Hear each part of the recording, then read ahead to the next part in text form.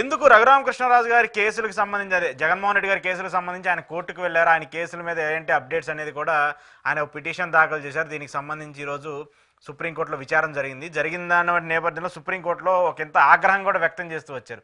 మీకెందుకు ఈ కేసులకు సంబంధించి ఆల్రెడీ సిబిఐ పరిధిలో ఉన్నాయి కదా, వాళ్ళు విచారిస్తారు కదా, దాంతోపాటు ఒక రాష్ట్రాన్ని నుంచి ఇంకొక రాష్ట్రానికి బదిలీ చేయాల్సిన అవసరం ఏంటి, అలాంటి పరిస్థితి లేకపోయినా కూడా మీరు ఎందుకు పదే పదే బదిలీ చేయాలని చెప్పేసి అడుగుతున్నారని చెప్పేసి సుప్రీంకోర్టు మాట్లాడింది. దానికి సంబంధించి కూడా ఆయన మీద కొంత మొట్టికాయలు వేసినటువంటి పరిస్థితి కూడా ఉంది. ఎందుకు అంత ఇంట్రెస్ట్ క్రియేట్ చేయటము? రఘురామకృష్ణరాజు గారా? నిజానికి నేను చూడలేదు, కానీ రఘురామకృష్ణరాజు గారి పట్ల సుప్రీంకోర్టు ఆ స్టాండ్ తీసుకుంటే అది పర్ఫెక్ట్లీ కరెక్ట్. తీసుకుంది కూడా.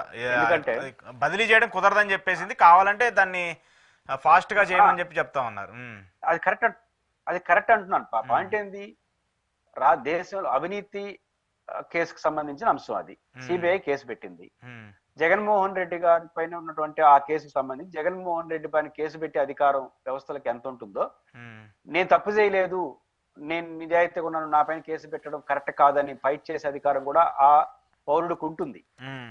కాబట్టి మీరు ఆరోపించేసినంత మాత్రం నిజాలు తేలాలి కదా.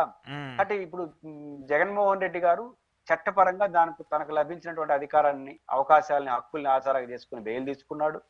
అట్ ద సేమ్ టైం ఈ కేసుని డిశ్చార్జ్ చేయమని చెప్పి పిటిషన్ వేసి ఉన్నాడు. లేట్ అవుతుందని ఎవరిని అడగదలుచుకున్నారు రఘురామకృష్ణరాజు గారు? లేటుకి ఎవరు బాధ్యత తీసుకోవాలి? అప్పుడప్పుడు కోర్టు ఆగ్రహం చేసింది జగన్ గారి పైన కాదు. ఎందుకు లేటు పైన ఆగ్రహం చేసినచ్చు? ఎవరు కారణం లేటుకి? జగన్మోహన్ రెడ్డి గారు అయితే కారణం కాదు. జగన్మోహన్ రెడ్డి గారి పైన ఆరోపించబడినటువంటి కేసు ఏదైతే ఉందో అది డిశ్చార్జ్ చేయండి, దానికి అర్హత లేదని జగన్మోహన్ గారు పిటిషన్ వేశాడు. ఎందుకు వేశాడు? ఆయన పైన అలిగేషన్ ఏంటి?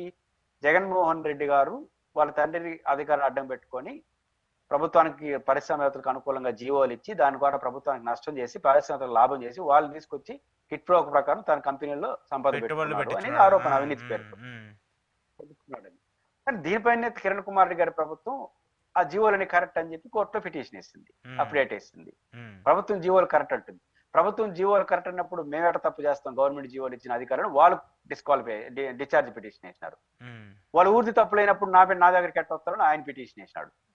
కాబట్టి ఇప్పుడు వీళ్ళందరిది తప్పే, మేము కరెక్ట్ అని నిరూపించుకొని డిశ్చార్జ్ ని డిస్క్వాలిఫై చేసి కేసు విచారణ చేయించాల్సింది ఎవరు? సిబిఐ లేదా ఆంధ్రప్రదేశ్ ప్రభుత్వం. ఎందుకంటే ఆంధ్రప్రదేశ్ ప్రభుత్వం కూడా పార్టీని చేసింది. ఆ ఉమ్మడి ఆంధ్రప్రదేశ్ లో ప్రభుత్వం వేసిన తప్పు, ఇదిగో జగన్మోహన్ రెడ్డి గారి కేసు మీద ఆధారాలు ఉన్నాయి. ఇప్పుడు బొమ్మనండి తెలుగుదేశం పార్టీ బహిరంగ టీవీ డిబేట్లలో అసెంబ్లీలో చెలరేపై మాట్లాడతారు కదా. కోర్టులో పిటిషన్ రఘురామకృష్ణరాజు పోయి డిప్యూటీ స్పీకర్ అయినా కూడా ఆయన తెలుగుదేశం పార్టీ నుంచి గెలిచాడు కదా. కేబినెట్ తో మాట్లాడించుకొని, ముఖ్యమంత్రితో మాట్లాడి అంటే అప్డేట్ వేయచ్చు కదా.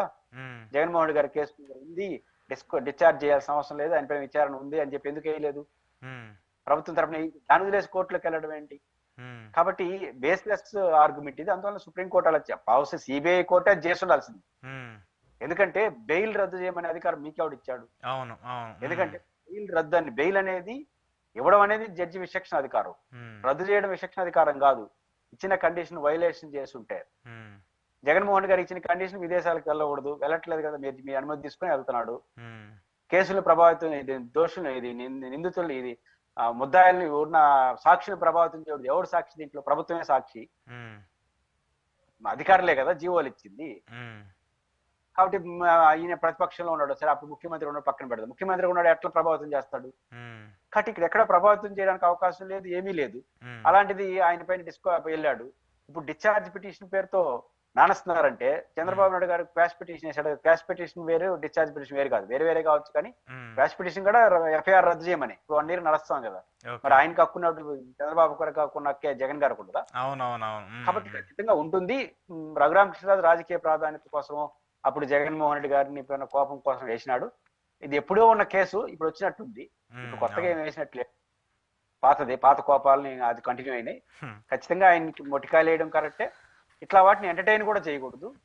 ఒకవేళ అవినీతి కేసులు తొందరగా ముగించాలనుకుంటే కేవలం జగన్ కేసులేనా? చాలా మంది ఉన్నాయి, చంద్రబాబు నాయుడు గారు కూడా ఉంది.